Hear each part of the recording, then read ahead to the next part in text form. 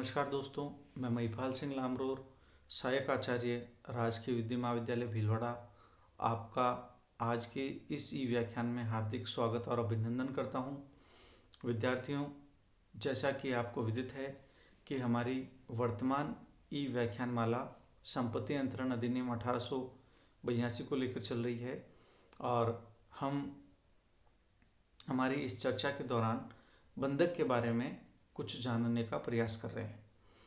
आज के इस व्याख्यान में हम देखेंगे बंधक ग्रहीता या बंधकदार के अधिकार और दायित्व, rights and liabilities of mortgagee, यानी बंधक की संविदा में उस पक्ष के अधिकार और दायित्व जिसने संपत्ति में अपने हक के बदले बंधककर्ता को कोई बंधक ऋण प्रदान किया है।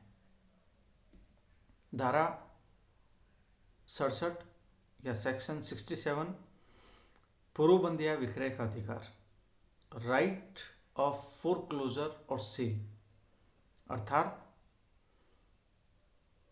जो बंधक ग्रहीता है वो कब संपत्ति का विक्रय कर सकता है या पूर्वबंध के अधिकार का प्रयोग कर सकता है। बंधक ग्रहीता का पूर्वबंध या विक्रय का अधिकार निम्न दशाओं में सृजित होता है। तो दशाएं कौन कौन सी है? In following conditions mortgagees right of foreclosure और sale arises. First one is in absence of a contract to the contrary, किसी तत्प्रतिकूल संविदा के अभाव में। यानी धारा 60 में बंधककर्ता पर कोई रोक नहीं है मोचन के लिए, किंतु उसे दबाया जा सकता है, जबकि धारा 67 में बंधक ग्रहीता के अधिकार पर रोक लगाई जा सकती है। क्यों? क्योंकि यह कर्ता की तुलना में अच्छी स्थिति में होता है। एक बार इसे पुनः देखेंगे। यदि धारा 60 में कर्ता पर कोई रोक नहीं मोचन हेतु, तो उसे दबाया जा सकता है, यानी उसे एक तरह से प्रताड़ित किया जा सकता है, जबकि धारा 67 या सेक्शन 67 में बंधक ग्रहीता के अधिकार पर रोक लगाई जा सकती है। कारण यह है कि बंधककर्ता की अपेक्षा बंधक ग्रहीता अधिक उत्तम स्थिति में होता है और उसका प्रभाव बंधककर्ता पर अधिक रहता है। तो इस कारण से यहाँ धारा 67 में थोड़ी सी भिन्नता की बात की गई है। अगला बिंदु, बंधक ऋण के देय हो जाने के उपरांत,